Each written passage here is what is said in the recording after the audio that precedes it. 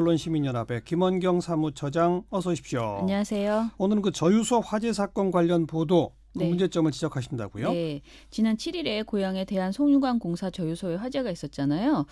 당시에 경찰은 풍등을 날려서 화재를 일으킨 용의자를 중실화 혐의로 긴급 체포했습니다. 그렇죠. 혐의 입증이 어려운 데다가 용의자가 도주 우려가 없는 분이라는 점에서 구속영장이 반려되고 그리고 현재는 용의자는 풀려난 상황입니다. 풀려났죠. 네, 이 사건에서 저희가 주목한 것은 경찰의 행태도 너무나 성급했다라는 지적들이 있지만 언론이 이것을 보도하는 보도 태도가 매우 문제가 있었다라고 생각을 했습니다. 예. 네, 그래서 이 점에 대해서 저희가 논평을 하나 냈어요. 네. 네. 그러니까 어떤 문제가 있었다는 겁니까? 우선은 연합뉴스부터 보면은요, 경찰이 용의자를 긴급 체포한 직후에 경찰 고향 저유소 화재 관련 실화 혐의로 스리랑카인 긴급 체포라는 제목의 일보를 전했습니다. 네. 무슨 문제가 있는 것 같아 보이세요? 이 제목에서? 그 스리랑카인이라고 하는 걸 적시했다. 맞아요. 네. 그런데 이 스리랑카인이라는 것이 제목에 들어가는 보도들이 정말 많았습니다. 사실은 스리랑카인이 없는 제목을 찾기가 훨씬 힘들었습니다. 예. 검색을 해보면 대부분의 언론 보도에서 제목 이렇게 국적을 밝히거든요. 예. 연합뉴스 보도를 보면 경찰이 구속영장을 신청했을 때도 언제나 계속 2보, 3보 전부 다 스리랑카인이라는 말은 빠지지 않고 계속 나오고 있습니다. 네. 주요 일간지의 보도 제목, 그러니까 지면 보도의 제목도 한번 살펴봤는데요. 동아일보와 중앙일보, 한겨레가 8일과 9일 지면 보도에서 제목에서 스리랑카인을 명시했습니다. 그리고 보도 내용까지 쭉 살펴보면 이 스리랑카인이라는 국적 정보를 제공하지 않은 신문은 전혀 없었습니다. 하나도 없었다. 다 보도했어요. 네, 방송사의 저녁 종합 뉴스 어깨거리 제목도 좀 살펴봤습니다. 예. MBC를 제외한 6개 방송사가 모두 8일부터 9일 사이에 내놓은 저녁 종합 뉴스 관련 보도 제목에서 스리랑카인이라는 내용을 담았습니다. 제목부터? 네.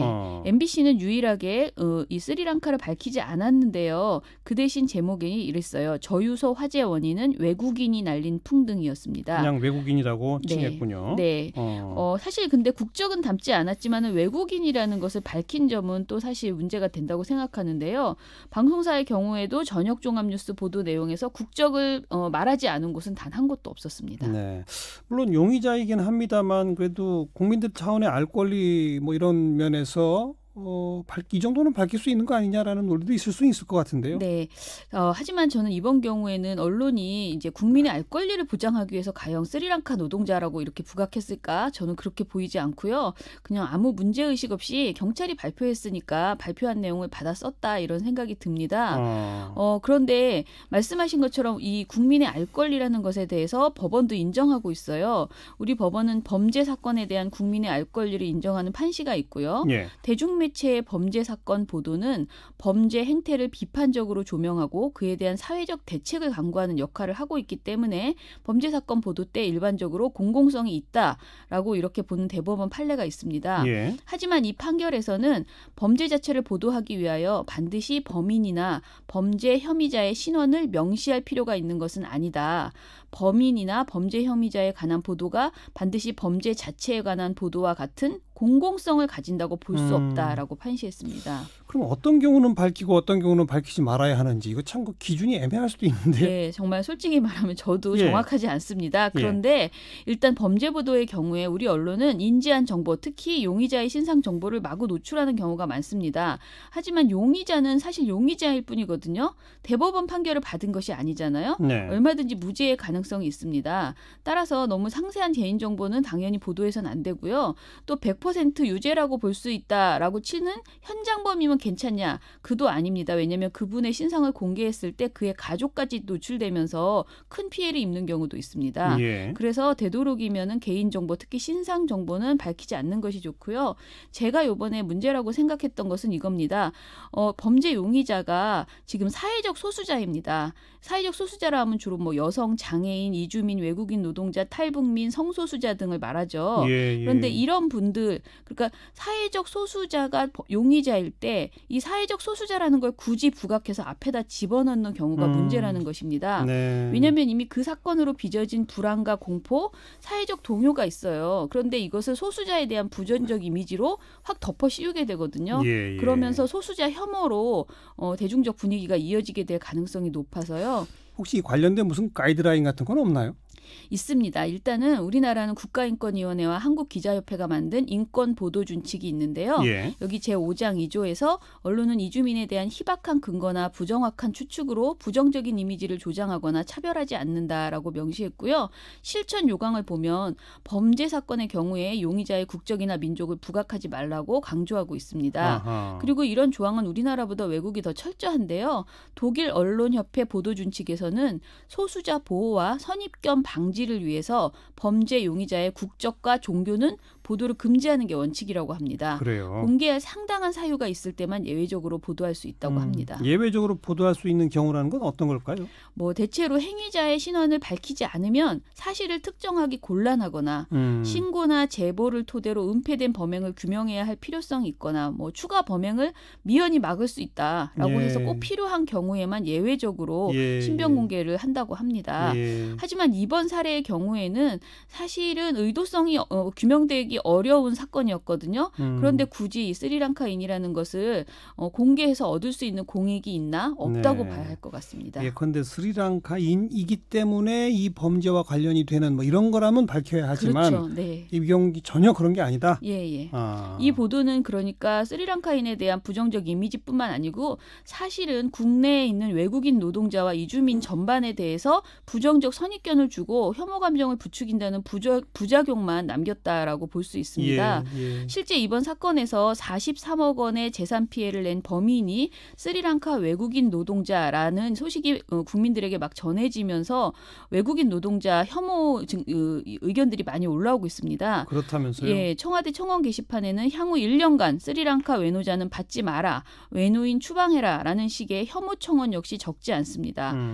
비난의 화살이 외국인 노동자에게 집중돼 버린 거죠. 네. 저는 이게 언론이 왜냐고 묻지 않고 자꾸 앵무새처럼 받아 적는데 급급해지는 그런 이유 때문이라고 생각을 하는데요. 예. 언론이 이번 사태를 계기로 해서 범죄 보도에서 용의자의 신상, 특히 그의 소수자성을 부각하는 보도 행태는 중단할 수 있도록 기자들이 좀 반성했으면 좋겠습니다. 네.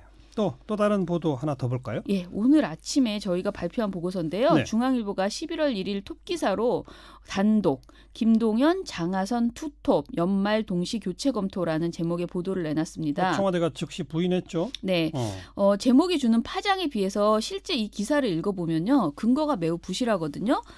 보도는 익명의 정부 및 여권 관계자 6명이 내놓았다는 말을 이렇게 쭉 전하는 것이 전부였습니다. 예. 그 외에 확실한 정황은 없었어요. 그러니까 익명이 아닌 실명 취재원이 없었다는 말입니다. 한 명도? 네. 전체 6명의 익명 취재원이 등장하는데 이 중 4명이 여권 관계자, 그리고 1명은 청와대 관계자, 1명은 고위 당국자. 이렇게 써 있습니다. 네네. 청와대 인선 관련 보도임에도 불구하고 청와대 관계자는 1명에 그쳤는데 이마저도 익명이었습니다. 그냥 익명인 것이 아니라 지위 같은 것도 이제 밝히지 않았습니다. 지위와 부서 같은 것도. 중앙일보는 경제 투톱 교체 검토를 단언하면서 그 근거로 거의 모든 내용이 익명의 전원, 그것도 여권의 전원을 들면서 결국 이 보도 말미에 뭐라고 나오냐면요. 김 부총리와 장 실장의 마찰이 최근에 많이 줄어든 게 사실 아니냐. 현재로서 두 사람에 대해 교체 검토를 하는 것은 전혀 없다. 교체설은 사실과 다르다라는 고위 관계자라는 분의 반론을 딱 한마디 덧붙였습니다. 여기도 익명이네요. 네. 그런데 여기까지 읽은 독자들이 과연 이 반론을 제대로 인식할까? 제목을 봤을 때 이미 굉장히 그 동시 교체가 검토되고 있다라고 이렇게 보게 될 것이라는 것이죠. 예. 그리고 말씀하신 것처럼 청와대에서 반론을 했습니다. 즉각적으로 했죠. 네, 보도 이후에 김의경 청와대 대변인이 어제 중앙일보 쪽에서 청와대의 공식 입장을 듣기 위해 전화를 했기에 그 자리에서 분명히 아니다, 사실 무근이다라고 밝혔는데도 불구하고 일면 톱기사로 쓴 것에 대해서 강력한 유감을 표한다. 라고 말했습니다. 그리고 경제 지표가 호전되지 않으면 연초에 김 부총리와 장 실장 교체를 검토할 수 있느냐는 기자의 질문에 대해서 연초에 이름 모를 혜성이 지구에 부딪혀 지구가 멸망할지도 모른다 라면서 강한 어조로 교체설을 일축하기도 했습니다. 청와대에 따르면 중앙일보는 청와대의 공식 입장을 아예 무시한 채 6개의 익명 전원을 토대로 해서 교체설을 단언한 것이잖아요. 그리고 더 당황스러운 것은요. 김의겸 대변인 대변인이 분명 사실무근이나 아니다라고 말했다고 제가 전해드렸죠. 그럼 그걸 써야죠. 예, 그런데 김의겸 대변인은 사실무근이라고 말했다라고 써야죠. 그렇죠. 그런데 중앙일보에서는 뭐라고 썼냐면 청와대는 경제 투톱 교체 문제에 대해서 인사는 대통령의 고유 권한이라며 공식 반응을 보이지 않았다.